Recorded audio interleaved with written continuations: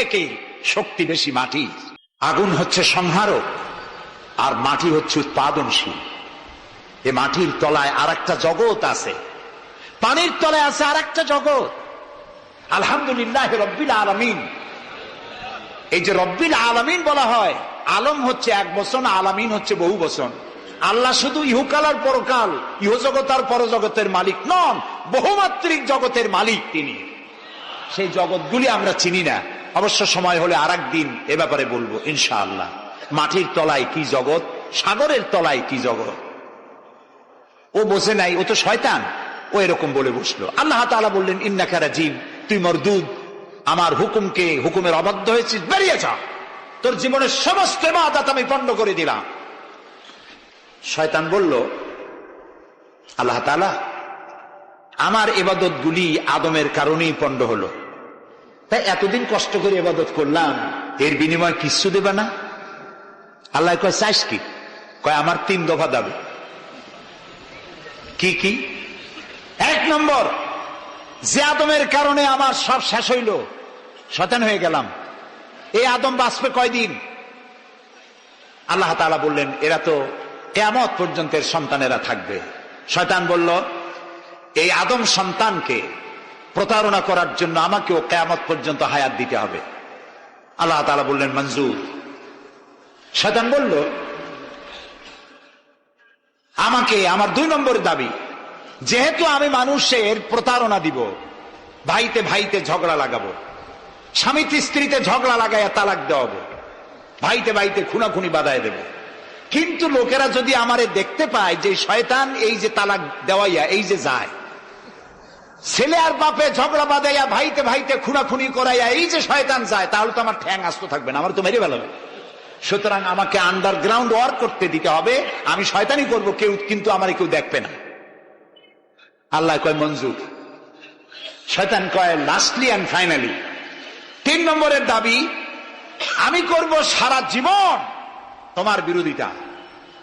আর মজার ব্যাপার, রিজিকের মালিক তুমি, তুমি যদি আমারে আর আমার অনুসারীদেরকে খাবার না দাও তা আমি তো ওয়ার্কার পাবো না, এই জন্য আমারে খাইতে দেওয়া লাগবে, আমার ওয়ার্কারদেরকেও খাইতে দিতে হবে। আল্লাহ বললেন মঞ্জুর।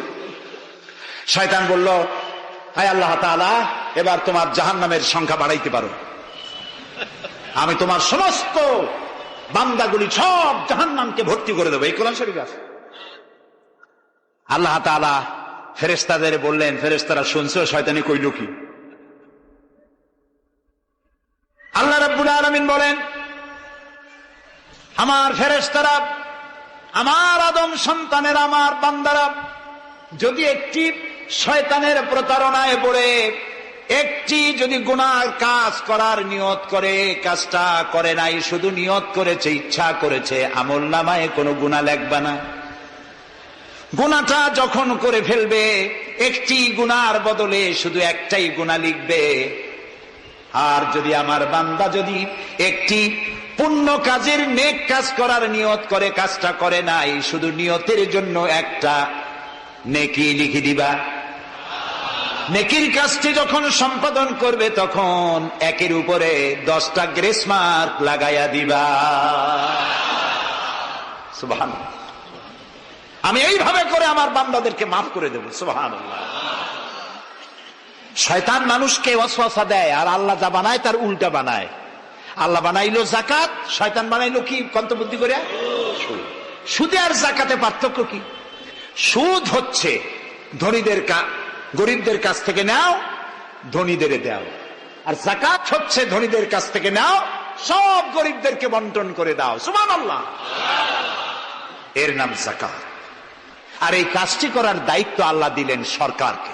সূরা হজ আল্লাহ রাব্বুল আলামিন বলেন আল্লাযীনা ইম্মাক্কান্নাহুম ফিল আরদ আকামুস সালাত ওয়া আতাউজ যাকাত ওয়া আমারু বিল মা'রুফি ওয়া নাহাউ আনিল মুনকার ওয়ালিল্লাহি আকিবাতুল উমুর।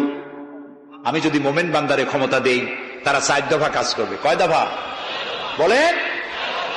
1 নম্বরে মুমিনেরা ক্ষমতায় গিয়ে নামাজ প্রতিষ্ঠা করবে। 1 নম্বর কাজ নামাজ প্রতিষ্ঠা করবে। ক্ষমতায় গিয়ে তারা অর্ডার করবে বেলা 1টার সময় সমস্ত কোর্ট কাছারি আদালত শিক্ষা প্রতিষ্ঠান কল কারখানা সব বন্ধ হবে আধা ঘন্টার জন্য। জোহরের নামাজ আর দুপুরের খানার বিরতি, নামাজ শেষ আবার কাজ করতে আসো। নামাজ বাধ্যতামূলক। নামাজ যদি বাধ্যতামূলক হয় তাহলে তার সুফল কি? তার সুফল হলো এসপি যদি বাধ্যতামূলক ভাবে নামাজ হয় আর এসপি যদি মসজিদের ইমামতি করে দারোগাদের নিয়ে, অফিসারদের নিয়ে, দারোগা যদি ওসি যদি থানায় পুলিশদের নিয়ে তার ইমামতিতে নামাজ হয়, এমপি যদি তার এলাকার অফিসার দিয়ে নিয়ে ইমামতি করে নামাজে, মন্ত্রী যদি তার এলাকার লোক নিয়ে অফিসারদের নিয়ে সচিবালয় ইমামতি করে, এই মন্ত্রী, এই এমপি, এই ওসি, এই এসপি এদেরকে পিটাইয়াও ঘুষ খাওয়ান যাবে? যাবে না।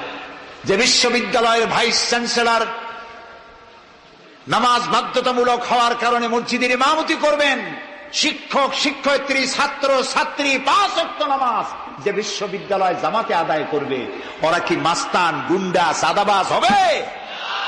হতে পারে না। এই জন্য সরকারের প্রথম দায়িত্ব হবে, কে বলতেছেন? কার কথা শোনাইতেছি?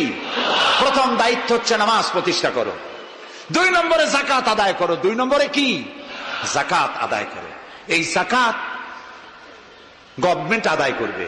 আল্লাহর কায়দাটা কি দেখেন, এর মধ্যে সিগনিফিকেন্স কি? গভর্নমেন্ট আদায় করবে কেন? আমরা দিলে হবে না কেন? আমরা দিলেও হবে যদি ইসলামী সরকার না থাকে। ইসলামী সরকার হলে, অর্থাৎ আল্লাহর বিধান কায়েম হলে যাকাত কালেকশন করবে গভর্নমেন্ট। এখানে একটা সাইকোলজিক্যাল ব্যাপার আছে।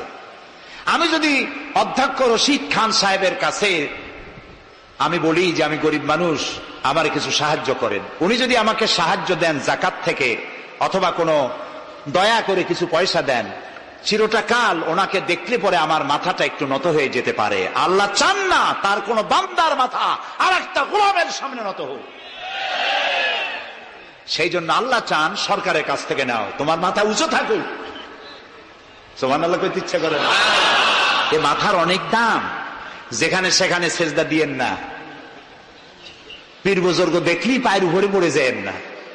কদমবসি করতে ইচ্ছা করে করেন, আমি বাধা দেব না, কিন্তু মাথাটা নিচু করেন না। মাথাটা আল্লাহ ছাড়া কারো সামনে নত হতে পারে না। এই মাথার অনেক দাম। আপনার বডি চেনাই যাবে না যদি মাথা না থাকে। আপনার মা অথবা স্ত্রী ছাড়া মস্তকবিহীন বডি চেনা কঠিন। এটা বডির আইডেন্টিটি।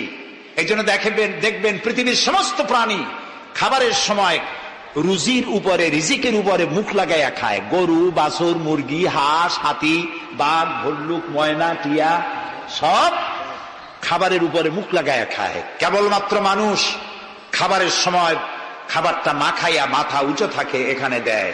আল্লাহ চান রিজিকের সামনে আমার বান্দার মাথা নত হবে না। মাথা নত হবে তো রাজ্জাকের সামনে নত হবে, রিজিকের সামনে নয়।